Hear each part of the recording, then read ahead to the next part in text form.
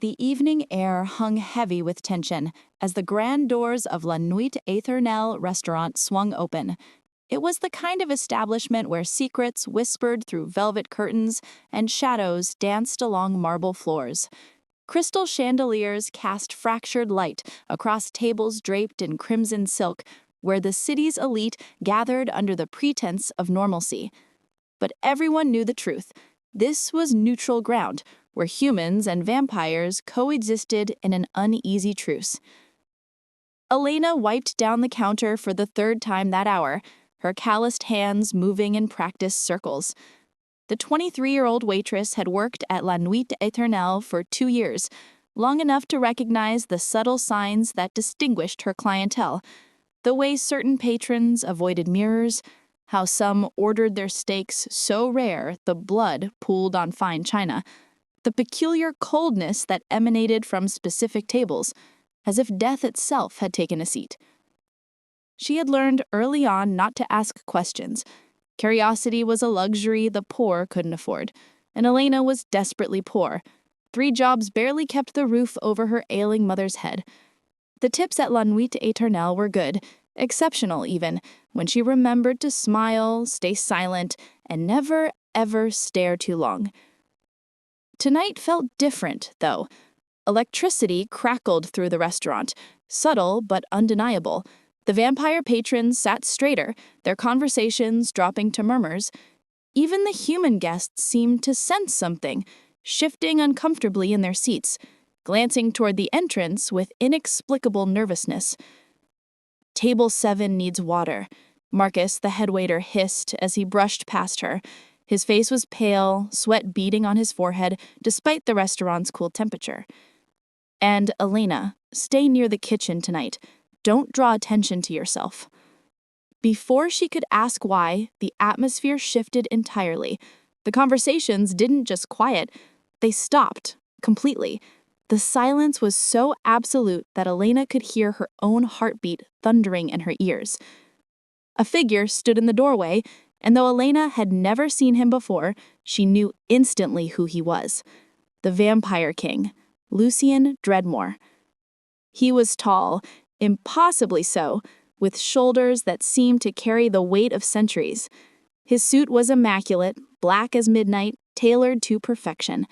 But it was his face that held her frozen, angular and sharp, with eyes that glowed like molten silver in the dim light. Power radiated from him in waves, an ancient and terrible force that made every survival instinct in Elena's body scream at her to run. But she couldn't move. Nobody could. Lucien's gaze swept the room slowly, methodically, and Elena felt the temperature drop several degrees. When his eyes passed over her, she felt it like a physical touch, cold, assessing, indifferent. She was beneath his notice, just another human servant in a world he ruled from the shadows. He moved to a private booth in the darkest corner of the restaurant, his movements fluid and predatory. 2 bodyguards flanked him, their faces expressionless masks. As he settled into his seat, the restaurant slowly, cautiously, resumed its pretense of normalcy. Conversations restarted in hushed tones. Silverware clinked against plates, but everyone remained acutely aware of the apex predator in their midst. Elena forced herself to breathe, to move, to continue working. She delivered water to table 7 with trembling hands, smiled at a human couple celebrating their anniversary, cleared plates from a table of vampire businessmen who barely acknowledged her existence. She was refilling the coffee station when the front doors opened again. This time, no silence fell. No one seemed to notice at all. A small figure stumbled through the entrance, a boy, perhaps 10 or 11 years old, with pale skin and dark hair that fell across his face. He wore expensive clothes, a small velvet jacket and pressed trousers, but they hung awkwardly on his thin frame. He moved hesitantly, his hands outstretched, fingers trembling as they searched the empty air. Elena's breath caught. The boy was blind. He took another step forward, uncertainty in every movement, and collided with the corner of a table. The impact wasn't hard, but it startled him. He gasped, stumbling backward, his hands flailing for something, anything to steady himself. The couple at the table glanced at him with annoyance, then deliberately turned away, resuming their conversation as if he didn't exist. The boy's breathing quickened, panic beginning to set in. He moved again, more frantically now, and bumped into a chair, then another table. A woman pulled her purse closer to her body, her lip curling in disgust. "Excuse me," the boy whispered, his voice small and frightened. "I'm looking for—" A waiter, not Marcus, but another, stepped directly around him, nearly knocking him over in the process. The boy stumbled, catching himself against a marble pillar, his small body shaking. Elena watched in horror as patron after patron deliberately ignored the frightened child. Some looked away quickly, as if blindness might be contagious. Others stared with cold indifference before returning to their meals. One vampire actually laughed, a low, cruel sound that made Elena's blood boil. The boy was crying now, silent tears streaming down his pale cheeks. He stood frozen in the middle of the restaurant, surrounded by people, yet utterly alone, lost in a darkness only he could see. Something inside Elena cracked. She didn't think about her job, about the rules, about staying invisible. She only saw a terrified child who needed help. Setting down her tray, she moved toward him, her footsteps soft against the marble floor. Elena's heart hammered as she approached the trembling boy. Around her, the restaurant continued its performance of indifference. Conversations flowed, wine glasses clinked, knives cut through rare meat with surgical precision. But she could feel eyes tracking her movement, watching to see what the foolish human girl would do. She didn't care.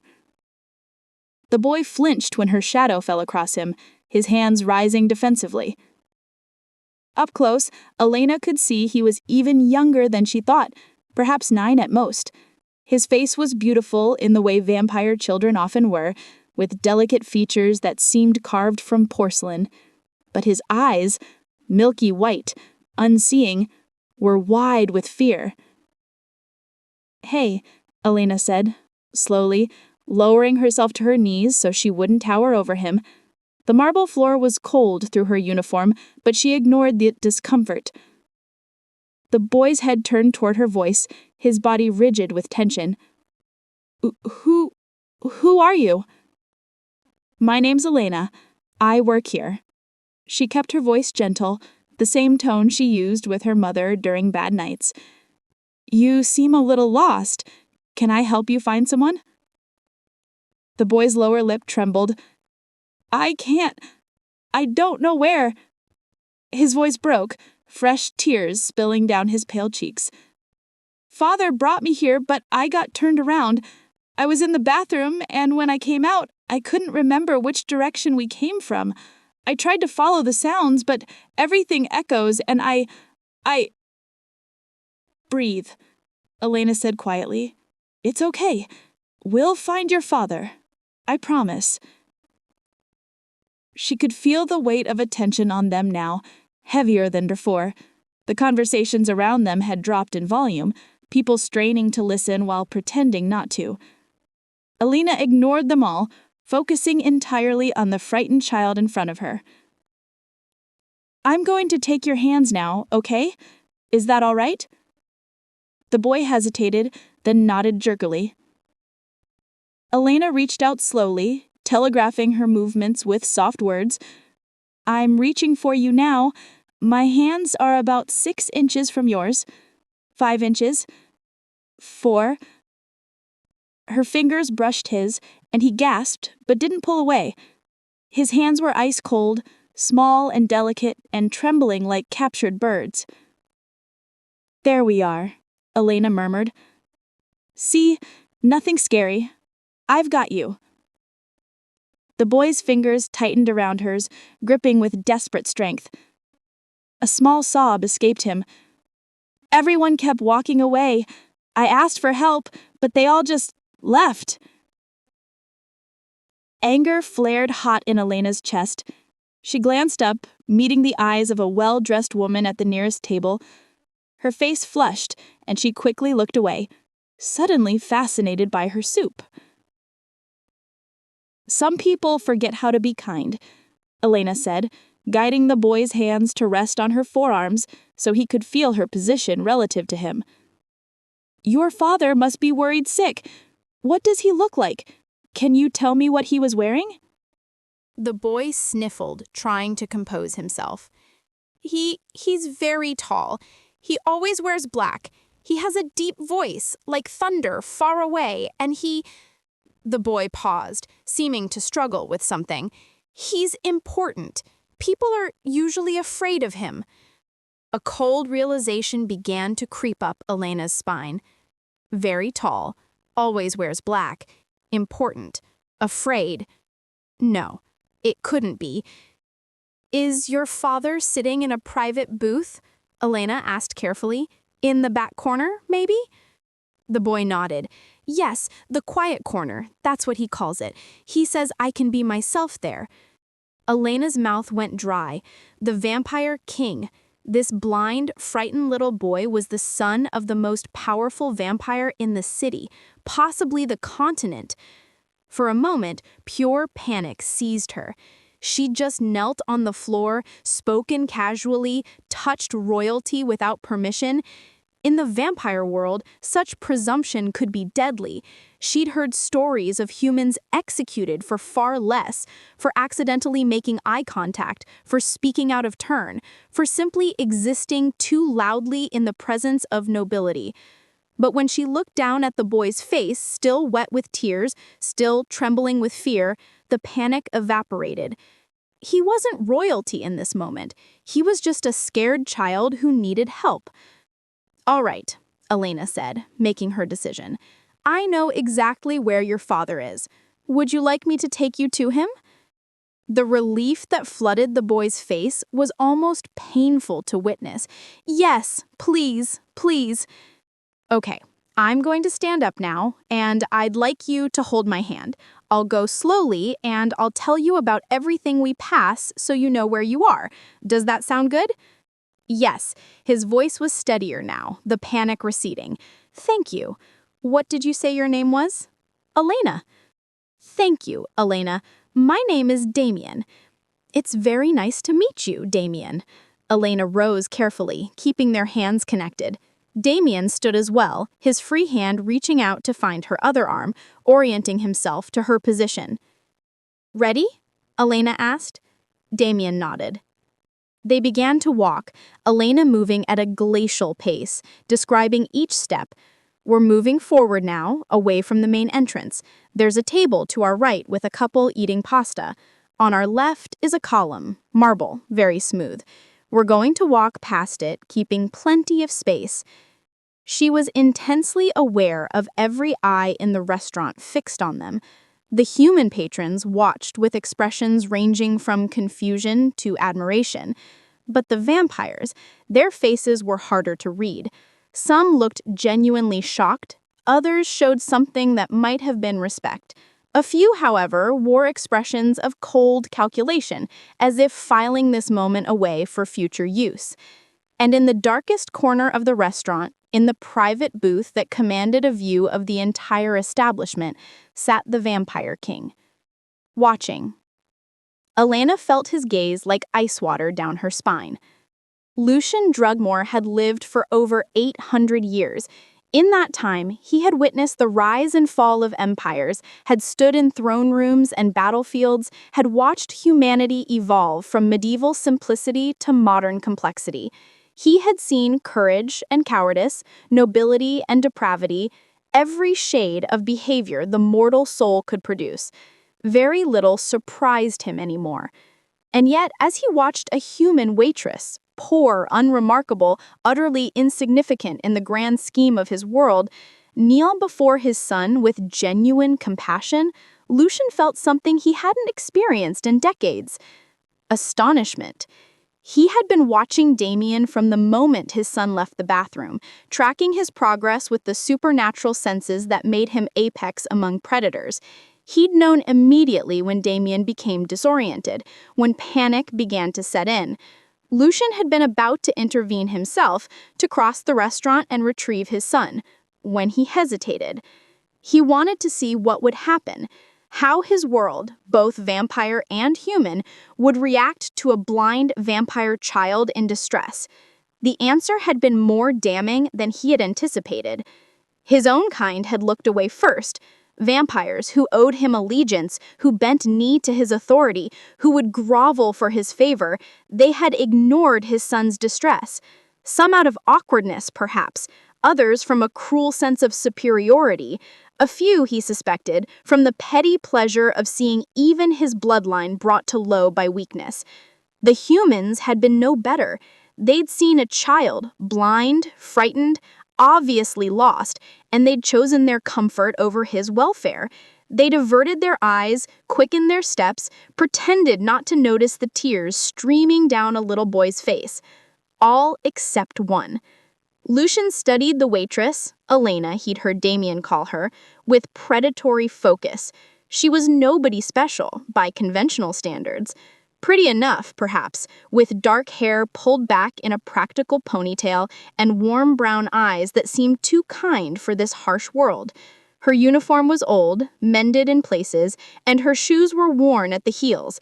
The scent of exhaustion clung to her, along with cheap soap and the faint aroma of illness, not her own, he determined, but someone she cared for.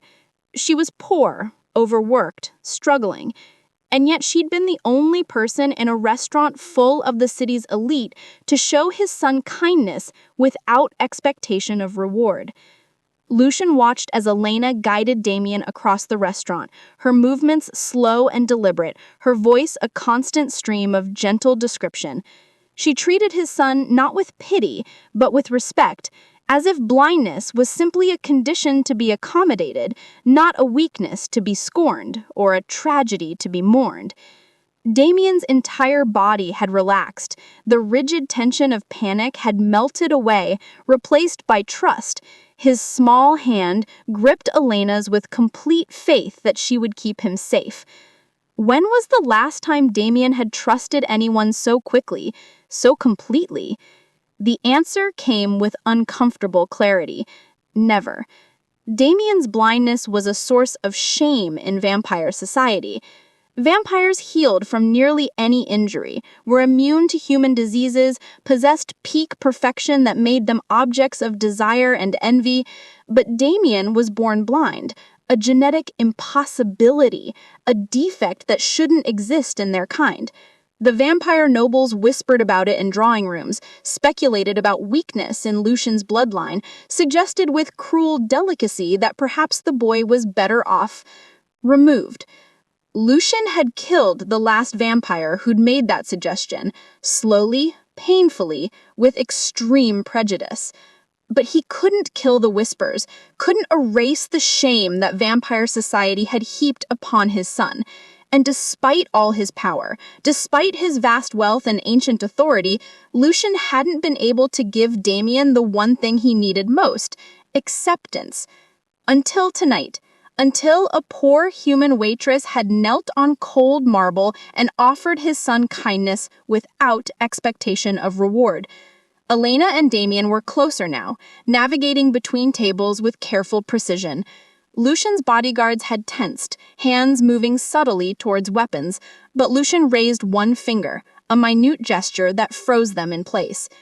"There's a booth coming up on our left," Elena was saying, her voice still gentle. "It's private, set back in an alcove, very quiet, like you said. Is this the right place?" Damien's face lit up. "Yes, the quiet corner. That's what he calls it. He says I can be myself there." Elena glanced toward the booth, and for the first time, her composure cracked slightly. Lucian saw her swallow hard, saw fear flash across her face, as she truly registered whom she was approaching. Her hand trembled almost imperceptibly. But she didn't stop walking, didn't release Damien's hand, didn't abandon him at the threshold and flee to safety. She brought him all the way to the booth, stopping a respectful distance away. Damien, Lucian said quietly, his voice carrying easily despite its low volume. You worried me. I'm sorry, Father. Damien's voice was small again, but no longer panicked. I got lost, but Elena helped me. She was very kind. Lucian's gaze shifted from his son to the waitress. Elena had lowered her eyes in a gesture of submission, but there was something in the set of her shoulders, not quite defiance, but certainly not servility, that intrigued him. Look at me, Lucian commanded. Elena's eyes snapped up, meeting his gaze directly. He saw fear there, certainly. She wasn't foolish enough to be unafraid. But beneath the fear was something else. Determination. Protectiveness. As if, even now, she was prepared to defend Damien if necessary. From him. From his own father.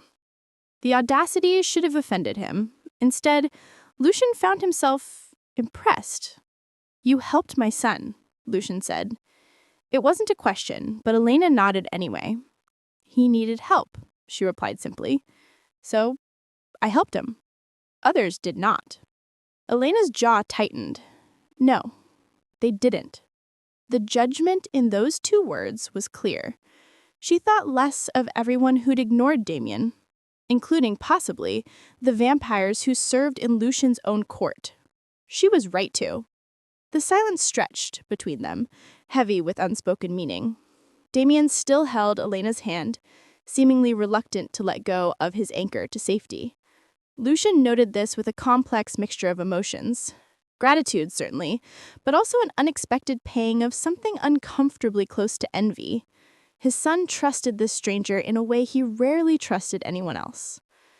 Father, may Elena stay? Damien asked, suddenly, hopeful. Just for a moment, I want to thank her properly. Lucian considered his son, then the waitress.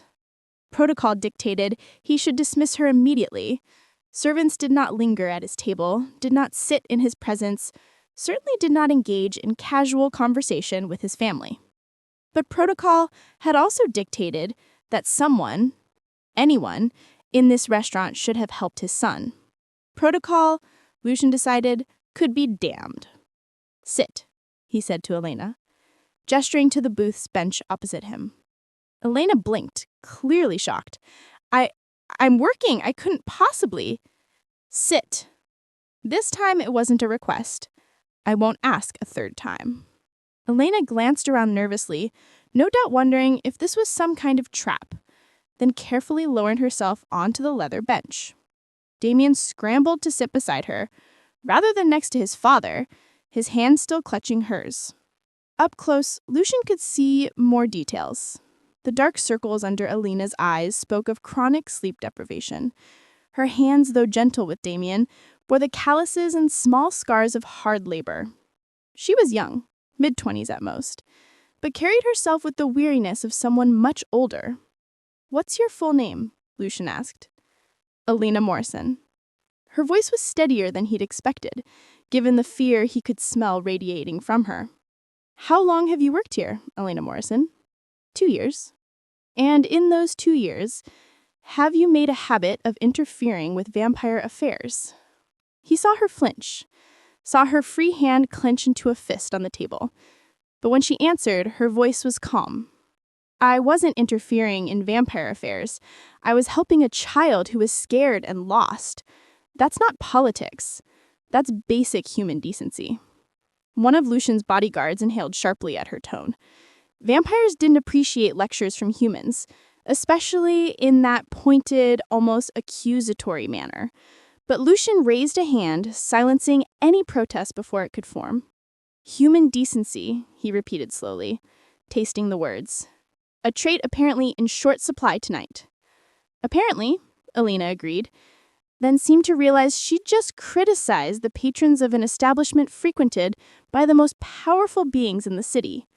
Her eyes widened slightly, but she didn't backtrack, didn't apologize. Lucian found himself fighting the urge to smile. It had been a very long time since anyone had spoken to him with such frank honesty. Father, Damien isn't in trouble, is he? He was only being nice. Please don't be angry with her. I'm not angry, Lucian assured his son. Then, to Elena, you showed my son compassion when no one else would. That deserves recognition, not punishment. He reached into his jacket and withdrew a leather wallet, extracting several bills. Even from across the table, Elena probably could see they were $100 notes. Lucian placed 5 of them on the table, sliding them towards her. For your kindness, he said. Elena stared at the money, then slowly shook her head. I don't want payment for helping a child. Now Lucian did smile, though it was a cold expression that didn't reach his eyes. You mistake my meaning. This isn't payment. It's a gift. There is a difference. Either way, I can't accept it. Elena's voice was soft but firm. I didn't help Damien because I expected a reward. I helped him because he needed help. If I take your money, it makes what I did transactional. Like I was only being kind because I hoped someone rich would notice. That's not why I did it. The bodyguards were staring now, barely concealing their shock. Humans didn't refuse gifts from the Vampire King. They certainly didn't explain their moral reasoning while doing so. Damien tugged on Elena's sleeve. Elena, are you sure? Father gives really good gifts. Despite the tension, Elena's expression softened as she looked at the boy. I'm sure, sweetie, but thank you for thinking of me. Lucian studied her for a long moment, reassessing. Pride, he understood. It was a trait common to both humans and vampires. But this wasn't pride speaking. This was principle. This young woman, who clearly needed money desperately, if her worn shoes and mended uniform were any indication, was refusing a substantial sum because accepting it would compromise her values. Integrity. Genuine, uncomplicated integrity. How rare. How impossibly rare. You realize, Lucian said slowly, that most people in your position would have taken the money without a second thought. Then most people have different values than I do. Indeed. Lucian pocketed the bills, filing away this interaction for later contemplation. Tell me, Elena Morrison, what do you do when you're not working at Nuit Éternelle? Elena looked confused by the question. I work 2 other jobs. I clean offices overnight and do weekend shifts at a grocery store. 3 jobs. Lucian's tone was neutral, but inwardly he was recalculating. 3 jobs, chronic exhaustion, worn possessions, and yet she'd still refused $500. My mother is sick, Elena said simply. Medical bills are expensive, even with insurance. I do what I have to do. Damien's hand tightened on hers. Your mother is sick? What's wrong with her? Damien, Lucian warned, that's personal. But Elena shook her head. It's okay. She has advanced heart disease. The medications help, but they're not a cure. Just buying time. I'm sorry, Damien said, with the earnest sympathy only children could truly manage. That must be really hard. Some days more than others, Elena admitted. But we manage. Lucian filed away every detail of this conversation, his mind already working through possibilities. Marcus appeared at the edge of their alcove, his face pale and anxious. He'd clearly noticed Elena's absence from the floor and had come searching. When he saw her sitting at the Vampire King's table, his expression cycled through shock, horror, and barely concealed panic. Your Majesty, Marcus said, his voice tight. I apologize if our staff has disturbed you. Elena, you're needed in...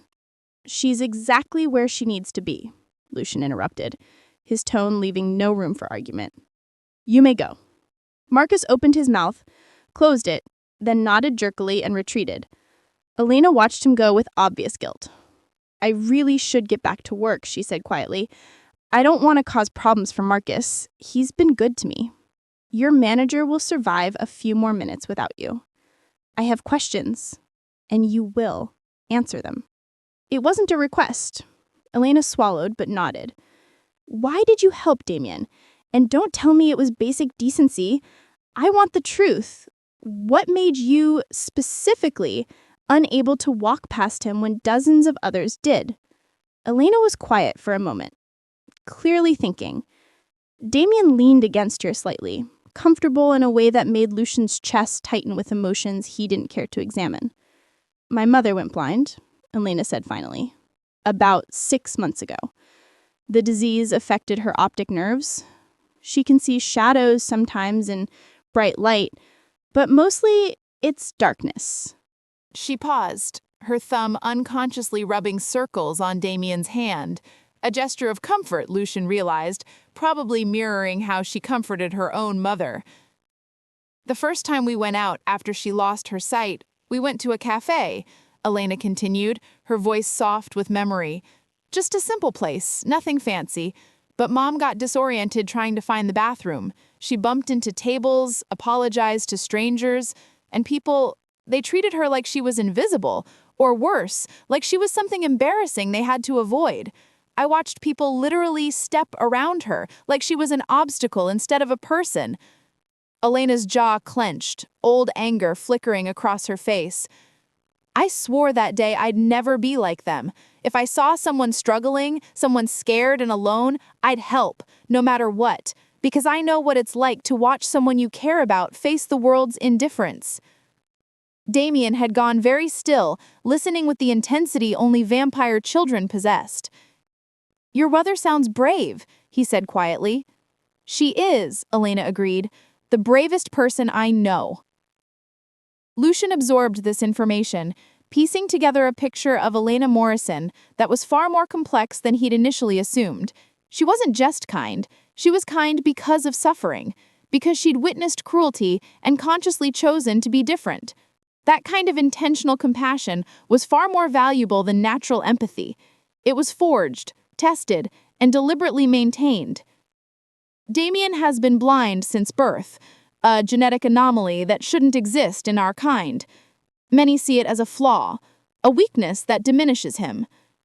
Elena's eyes flashed with sudden, fierce anger. Then many are idiots.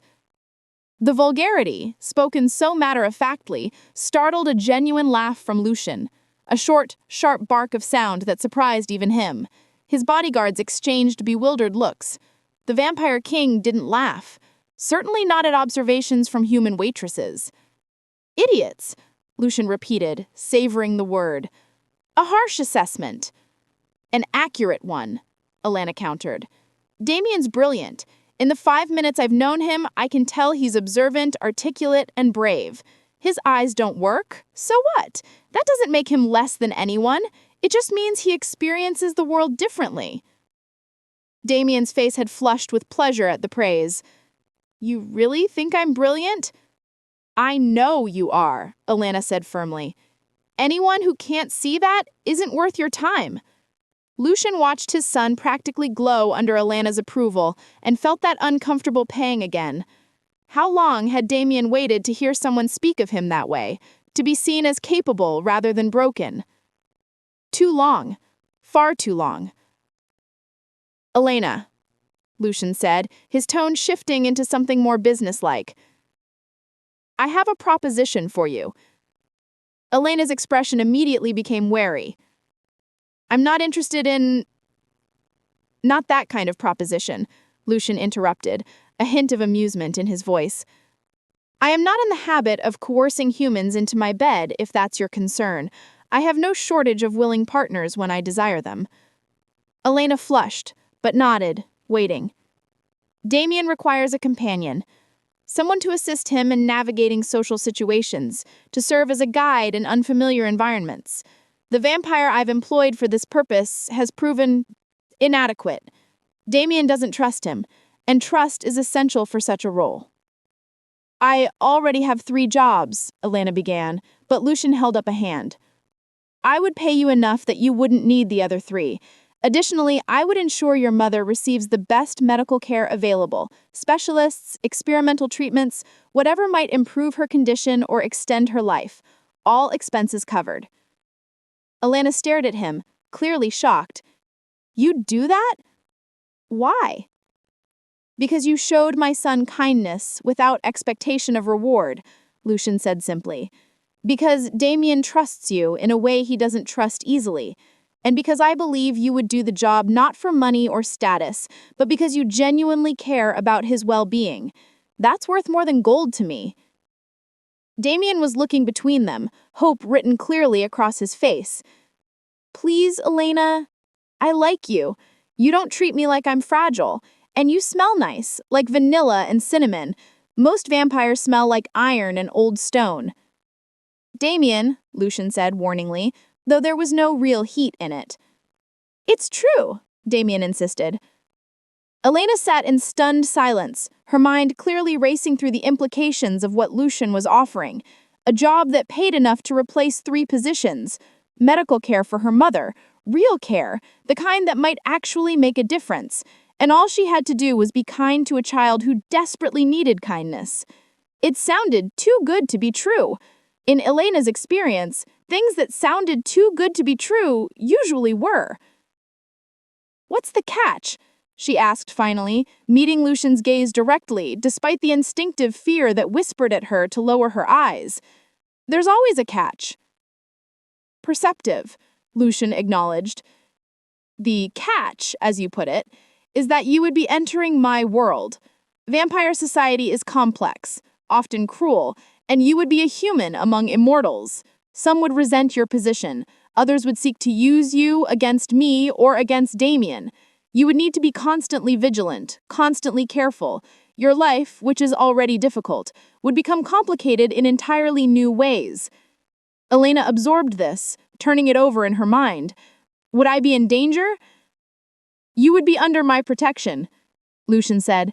Anyone who harmed you would face my wrath. However, I cannot be everywhere at once.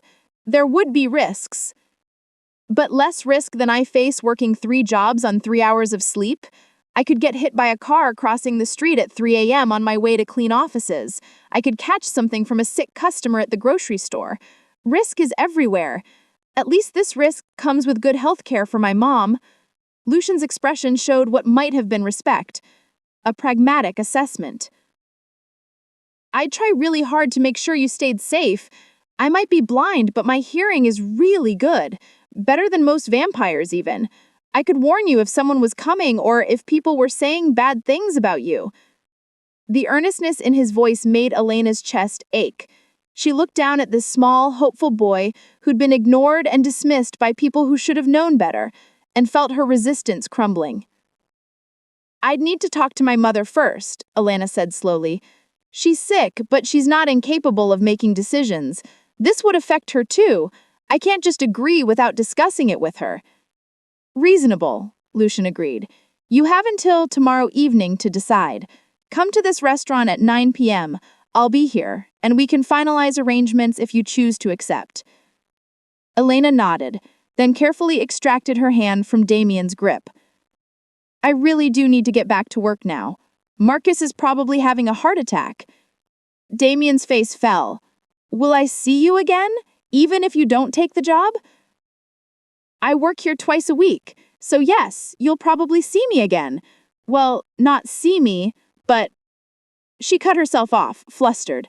Sorry, I didn't mean... It's okay, Damien said with a small smile crossing his face. I say see, too. It's just a word. Father gets weird about it, but I don't mind. Lucian did not dignify that observation with a response, though Elena could have sworn she saw the corner of his mouth twitch slightly. She stood, smoothing down her uniform, and gave a small, awkward bow, the kind you'd give to someone important when you weren't quite sure of the protocol. Thank you for considering me, Your Majesty.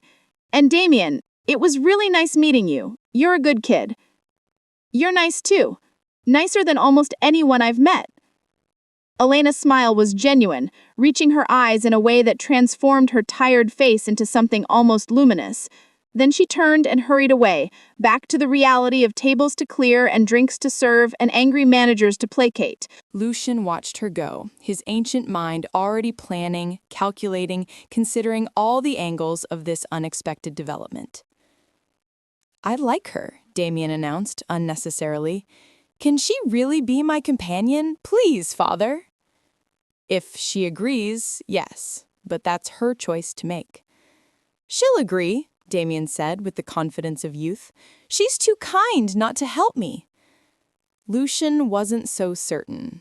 kindness didn't mean foolishness, and Elena Morrison had already proven she was far from foolish. She would weigh the risks carefully, discuss them with her mother, make a decision based on logic as much as emotion. He hoped she would agree, not just for Damien's sake, though that alone would have been reason enough, but because Elena represented something Lucian had almost forgotten existed: genuine goodness, uncorrupted by power or politics. She would be an interesting presence in his world of shadows and schemes.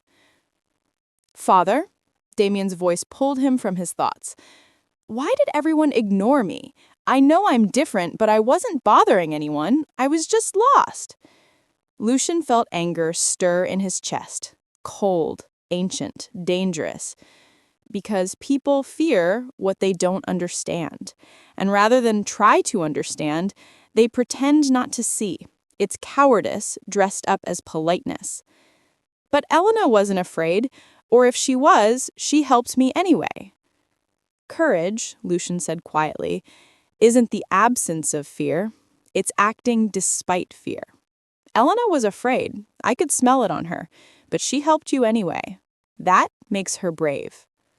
Damien was quiet for a moment, processing this. Then, "I hope she says yes. I don't want another companion like Aldrich. He makes me feel stupid." "Aldrich is dismissed," Lucian said flatly. The vampire who'd been serving as Damien's companion had failed in the most fundamental aspect of his duty, earning Damien's trust. You won't have to deal with him again. "Good," Damien said with satisfaction. They sat in companionable silence, father and son, while around them the vampire restaurant buzzed with whispered speculation about what had just transpired. The vampire king and his blind son, the human waitress who'd shown kindness when no one else would, the offer that had been made. By morning, the entire vampire community would know. The story would spread, grow, acquire embellishments and interpretations. Some would see Lucian's interest in Elena as weakness, others as shrewd strategy. Let them talk, Lucian thought. Let them wonder and whisper and plot. He knew the truth. He'd witnessed something rare tonight: genuine compassion offered without calculation or expectation of reward. Elena's hands shook as she cleared table 12 for the 4th time, her mind a whirlwind of thoughts that refused to settle. Around her, the restaurant hummed with barely suppressed energy. Everyone had witnessed her interaction with the Vampire King, and speculation ran wild among the staff. Marcus cornered her by the coffee station, his face still pale. "Elena, what the hell just happened?" "I helped a kid," Elena said, trying to sound casual, despite the tremor in her voice. "That's all." "That's all?" Marcus's whisper was harsh with disbelief. "That wasn't just any kid.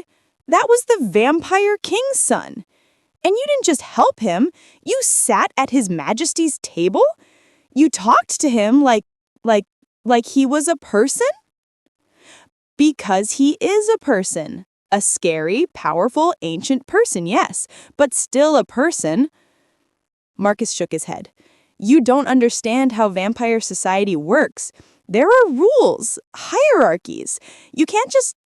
He cut himself off, glancing around nervously. "Did he hurt you? Threaten you?" "No," Elena said honestly. He offered me a job." Marcus's mouth fell open. "He what?" "A job. As Damien's..." that's his son's name, "as Damien's companion, to help guide him, assist him with navigating social situations." "And you said?" "I said I needed to think about it. Talk to my mom." Marcus stared at her for a long moment, clearly torn between multiple reactions.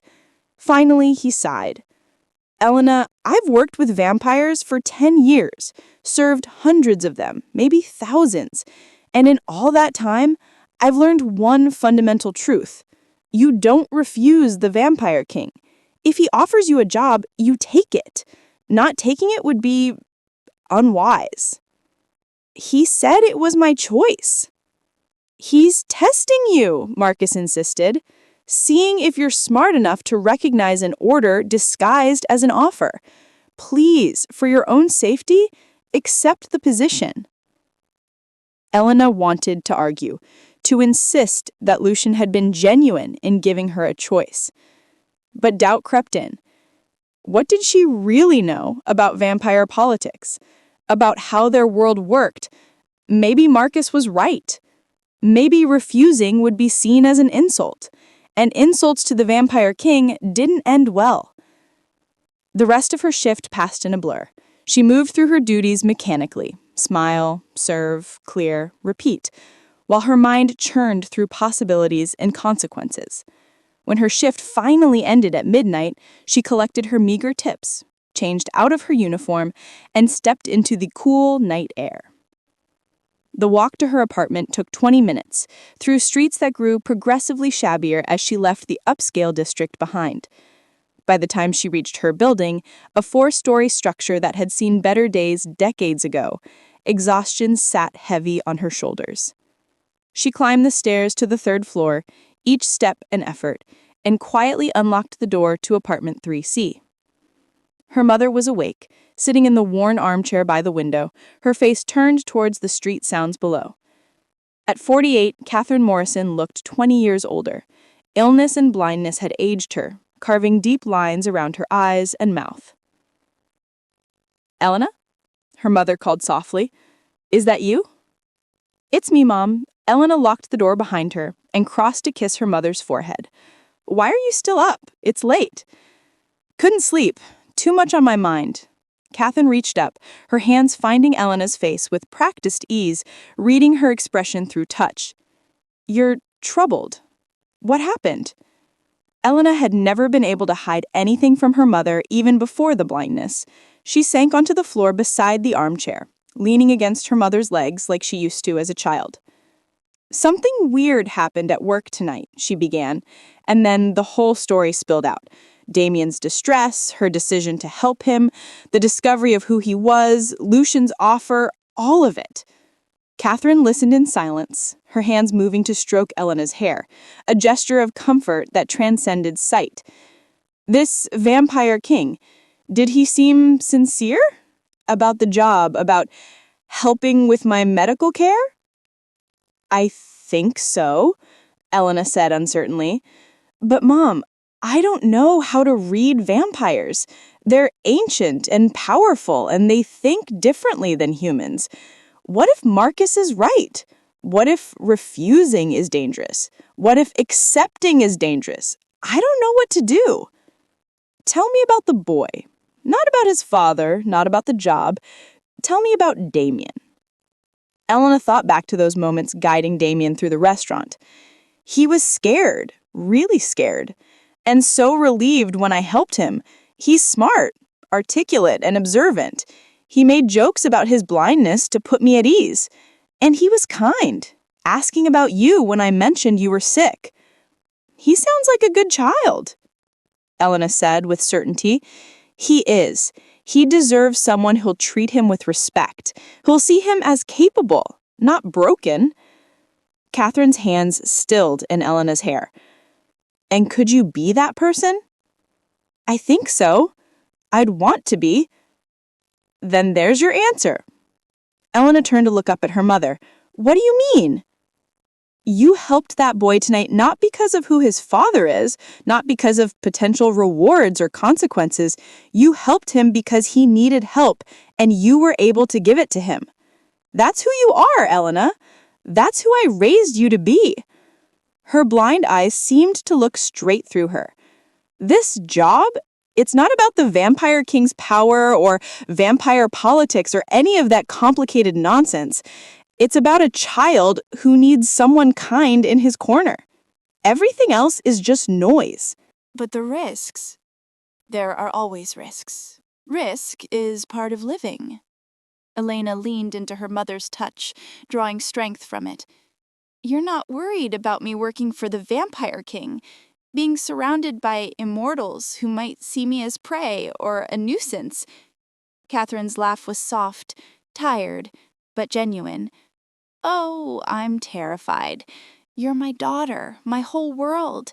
The thought of you in danger makes me want to lock you in this apartment and never let you leave." Her hands cupped Elena's face gently. "But I'm already slowly dying, sweetheart. My heart gets weaker every month. The medications help, but they're not a cure. We both know that. And watching you work yourself to death trying to keep me alive, that's its own special kind of torture." "Mom, let me finish." Catherine's voice was firm, despite its gentleness. "If this job means you work one position instead of 3, if it means you sleep more than a few hours a night, if it means I might get treatments that could give us more time together, then the risks are worth it. Not for me, I've made peace with my mortality, but for you, so you can have a life that's more than exhaustion and survival." Tears burned in Elena's eyes. "I don't want to lose you. And I don't want to lose you to burnout and hopelessness." Catherine wiped away Elena's tears with her thumbs, her touch unerring despite her blindness. "Besides, you've said this boy trusts you. Children's instincts are usually good. If he feels safe with you, that means something. And his father, he could have just demanded you take the job, right? Vampires are powerful enough to compel obedience, or so the rumors went. But he didn't. He gave you a choice. That suggests he's not a tyrant, at least not entirely." Elena hadn't thought of it that way. Lucian could have simply commanded her compliance. Vampires had ways of ensuring obedience from humans, or so the rumors went. But he'd offered her time to think, permission to refuse. That had to mean something. "You really think I should accept?" Elena asked. "I think you should do what your heart tells you is right. And I think your heart has already decided. You just needed permission to follow it." Her mother was right. Somewhere in the last few hours, Elena had already made her decision. Everything else was just fear talking, trying to find reasons to choose safety over purpose. "I'll tell him tomorrow," Elena said quietly. "I'll take the job." Catherine smiled, pulling her daughter into a hug. "Good. Now tell me more about this boy. What did his hand feel like? How did his voice sound? Help me see him." They stayed up another hour, Elena describing Damien in meticulous detail, the temperature of his skin, the timbre of his voice, the way his face lit up when he smiled. Catherine listened with the focus of someone building a mental picture through words alone, occasionally asking questions that revealed her own experience of navigating the world without sight. Finally, exhaustion caught up with them both. Elena helped her mother to bed, made sure her medications were laid out for morning, then collapsed onto her own narrow mattress in the apartment's second bedroom. Sleep should have come quickly. It usually did given her perpetual exhaustion. But tonight, Elena's mind raced with thoughts of tomorrow, of the decision she had made, of the life that was about to change in ways she couldn't fully predict. Somewhere in the darkness, she whispered a prayer to a God she wasn't sure she believed in anymore. "Please let this be the right choice. Please keep Mom safe. Please help me be what Damien needs." The city offered no answer except the distant sound of sirens and the muffled arguments of neighbors through thin walls. The next evening, Elena approached La Nuit Éternelle with butterflies rioting in her stomach. She'd dressed in her best clothes, which weren't particularly impressive, but at least they were clean and unmended. Her hair was pulled back in a neat braid, and she'd borrowed her mother's small pearl earrings for a touch of sophistication. She felt like a child playing dress-up, pretending to be someone worthy of the Vampire King's attention. Marcus spotted her immediately when she entered, his eyes widening. "You came back. You're really going to do this." "I'm really going to do this," Elena confirmed. "Elena?" Marcus hesitated, then pulled her aside, his voice dropping to a whisper. "Listen, I've heard things today. Rumors. Some of the vampire patrons are displeased by His Majesty's interest in you. They see it as inappropriate, possibly insulting to their kind." "What kind of things are they saying?" "That a human has no place as companion to vampire nobility, that you're overstepping boundaries. Some are even suggesting you manipulated the situation, used the prince's blindness to gain the king's favor through calculated kindness. Marcus's expression was grim. I don't believe that for what it's worth. But they do, and they'll be watching you, waiting for you to fail. Elena absorbed this, feeling the weight of expectations settling on her shoulders. Then I won't fail. It's not that simple. Yes, it is, Elena interrupted, more confidently than she felt. Damien needs someone who cares about him as a person, not as a political pawn. I can do that, will do that. The rest is just noise. She was echoing her mother's words, drawing strength from them. Marcus studied her for a long moment, then nodded slowly. You're braver than I gave you credit for. Or crazier. Possibly both. He gestured toward the back of the restaurant. He's waiting in the same booth. Good luck, Elena. Elena straightened her shoulders, lifted her chin, and walked toward the private alcove where her future waited. She could feel eyes tracking her movement, human and vampire alike, all wondering what would happen next, what role this ordinary girl would play in the complex drama of vampire society. She didn't know the answer, but she knew one thing with absolute certainty. Whatever came next, she'd face it with the same compassion that had led her to kneel beside a frightened child on cold marble. Lucien was alone in the booth when Elena arrived, his posture relaxed, but his eyes sharp, assessing. He looked different tonight. Still intimidating, still radiating that dangerous power, but somehow more approachable. Perhaps it was the lack of bodyguards flanking him, or the way he gestured for her to sit without the commanding edge from yesterday. Mrs. Morrison, he said as she slid into the seat across from him. You came? I said I would consider your offer. I have, and I'd like to accept the position. If Lucien was surprised by her direct approach, he didn't show it.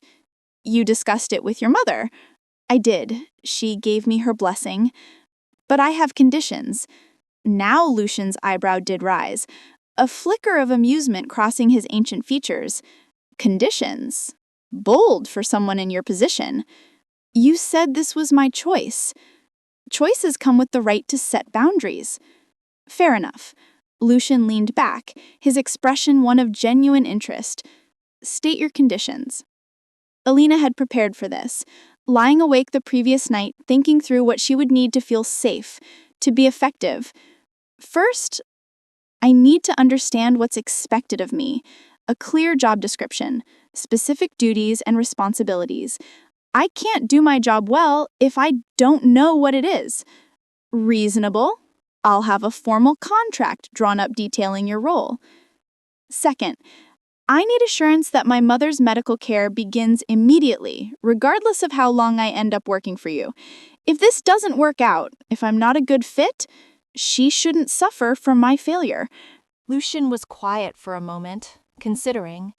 I'll establish a medical trust in your mother's name, irrevocable, with enough funds to cover her care for the remainder of her life. It will be independent of your employment. The generosity of that offer left Elena momentarily speechless. That was more than she'd expected, more than she dared to hope for. Third, she continued, pushing forward before emotion could overwhelm her. I need to know what happens if Damien and I don't connect the way you hope. What if he decides he doesn't like me after all?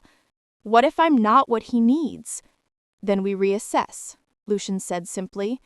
I won't force Damien to accept a companion he doesn't trust, but I don't think that will be an issue.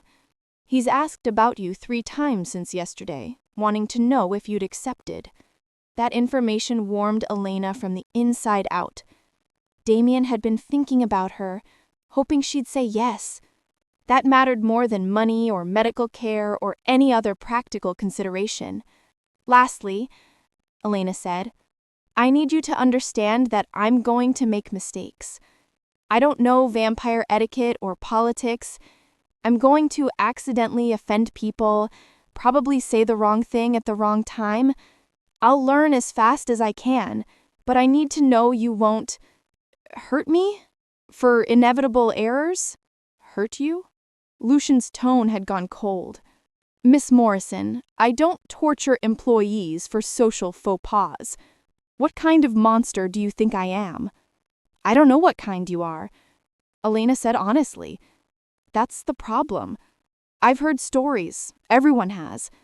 Vampires who kill humans for entertainment, who treat us as food or playthings or disposable servants. You're the vampire king, the most powerful of your kind.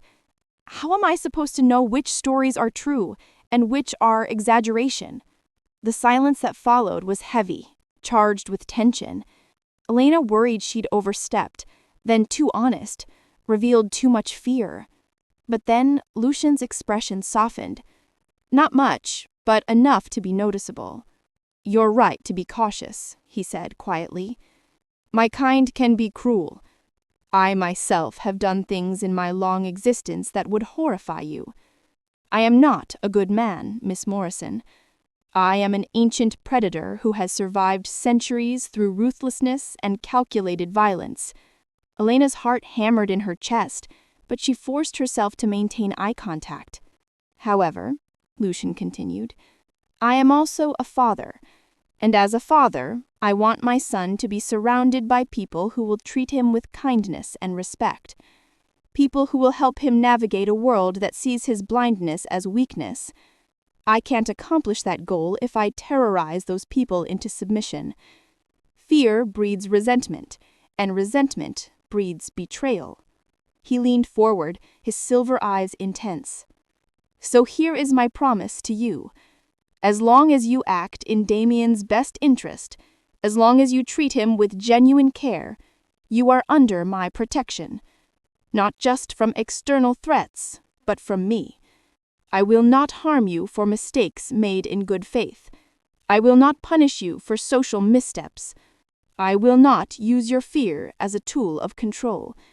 You have my word, and despite what you may have heard, I do not give my word lightly. The sincerity in his voice was unmistakable. This wasn't a performance or manipulation. This was truth, raw and unvarnished. Okay, Elena said softly. Then I accept. All of it. The job, the terms, the risks. I'll do my best to be what Damien needs. Lucian extended his hand across the table. His skin was cool to the touch when Elena shook it, his grip firm but not crushing. Welcome to my service, Miss Morrison. We'll begin tomorrow evening. I'll send a car to collect you at 7 p.m. Should I give notice at my other jobs? Consider that handled. I'll ensure your departures are smooth and don't reflect poorly on you. Which meant he would compensate her former employers enough that they wouldn't care about sudden staffing losses. The casual display of wealth and influence should probably have intimidated Elena, but instead she felt relief. No awkward conversations, no guilt about abandoning managers who'd been kind to her. Where's Damien tonight? Elena asked, glancing around. At home. I thought it best to finalize arrangements without him present. He was disappointed, he continued, a hint of amusement coloring his tone. Quite vocally so. I believe his exact words were, "But father, what if she says yes and I'm not there? That's rude." He's developed strong opinions on social etiquette since meeting you. Elena couldn't help but smile. He sounds like a good kid. He is. Better than I deserve, truthfully. The admission was quiet, vulnerable in a way that surprised Elena. For a moment, the vampire king looked not like an ancient predator, but like a father who worried about his son's happiness. Before Elena could respond, Marcus appeared with 2 glasses of wine on a tray, deep red, probably expensive. He set them down with shaking hands, carefully avoiding eye contact with Lucian, then retreated quickly. I don't usually drink while working, Elena said, eyeing the wine. You're not working. Not yet. And this is a celebration of sorts. Lucian raised his glass. To new beginnings. Elena hesitated, then lifted her own glass. To new beginnings. The wine was excellent, smooth and complex, probably worth more than her monthly rent. They drank in companionable silence, the weight of earlier tension dissolving into something almost comfortable. "Tell me about your mother," he said, suddenly. "Her condition. I'll need details to arrange appropriate care." Elena spent the next 20 minutes explaining her mother's medical history, the treatments they'd tried, the limitations of their current care. Lucian listened intently, occasionally asking precise questions that revealed surprising medical knowledge. "I'll have specialists consult on her case," he said when she finished. "There are treatments available to those with resources. Experimental procedures. Vampire blood has healing properties, though it's controversial to use on humans." Elena's eyes widened. Vampire blood could help her? Possibly. It's not a cure-all, and there are risks. But for heart disease specifically, there have been cases of remarkable improvement. I'll have experts evaluate whether she's a candidate. The hope that surged through Elena was almost painful. "Thank you. I don't even have words." "Thanks are necessary. This is part of your compensation." Lucian finished his wine, setting the glass down with quiet finality. "Now, practical matters. You'll need appropriate clothing. I'll have my assistant take you shopping tomorrow morning. Business attire, formal wear, casual clothes. A full wardrobe suitable for your new position." "That's not necessary." "It is," Lucian interrupted. "You will be representing my household. That requires certain standards. Additionally, you'll move into the estate. There are quarters for staff, private and comfortable. You'll want your mother close, I assume." Elena's mind reeled. Moving? An entire wardrobe? This was happening so fast. Excitement and terror warred in her chest, neither quite winning. "One more thing," Lucian said, his expression turning serious. "Marcus mentioned you might face resistance from vampire society. He's correct. Some will resent your position, see it as inappropriate that a human holds such proximity to my family. Ignore them. You answer only to me and to Damien. Everyone else is irrelevant." "Easy to say," Elena murmured. "Harder to do when people are whispering about you." "Then let them whisper. Gossip is the weapon of the weak. Those who matter, those with real power, will judge you by your actions, not by rumors." Lucian stood, signaling the end of their meeting. "The car will collect you tomorrow at 7 p.m. Bring anything you'll need for the evening. Comfortable shoes, perhaps. Damien will want to show you the estate, and he's enthusiastic about tours." Elena rose as well, suddenly unsure of protocol. Did she bow?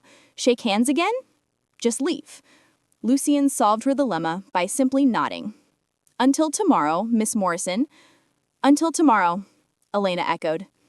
She walked out of Nuit Éternelle in a daze. Marcus's knowing look followed her to the door. The night air was cool against her flushed cheeks, the city sounds familiar and grounding after the surreal conversation she just had. Her phone buzzed. A text from an unknown number. "Medical team will contact you tomorrow morning regarding your mother's evaluation. All expenses covered, -L." He was already moving, already making things happen. The efficiency was startling. Elena made her way home through darkening streets, her mind spinning with everything that had just transpired. Tomorrow, her old life would begin its end. This weekend, a new one would begin. When she reached the apartment, her mother was waiting, anxiety clear on her face despite her blindness. "Well," Catherine asked the moment Elena entered, "I got the job. And Mom, he's going to help you, really help you, with your heart." Catherine's hands flew to her mouth, tears springing to her eyes. "Oh, sweetheart." They held each other in the tiny apartment, crying and laughing, hope a fragile but brilliant thing between them. Outside, the city continued its endless rhythm, indifferent to the small miracle occurring in apartment 3C. But for Elena Morrison, everything had changed. A blind boy had been scared and alone. She had chosen kindness, and that single choice had transformed her entire world.